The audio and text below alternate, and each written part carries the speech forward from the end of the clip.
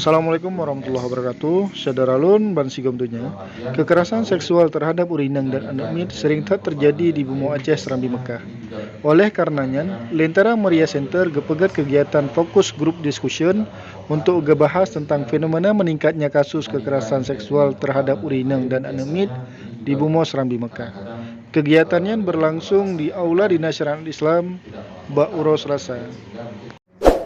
Mbak Gilang dan Bang Taufik, akumulasi untuk Aceh 697 kasus.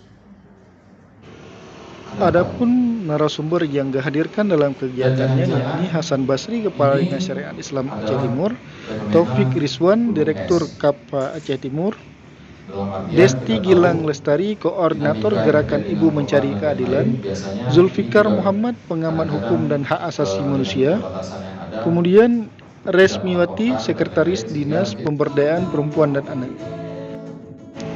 Kegiatan yang berlangsung di Bak Poh 2 hingga Poh 5 Nyan juga dimeriahkan oleh Bang Ges atau Maimunzir, seniman Aceh Timur. Dalam kegiatannya Maimunzir menyanyikan lagu Poh Bandit dan juga tim dari Maimunzir menyanyikan lagu Poh. Mengharap kamu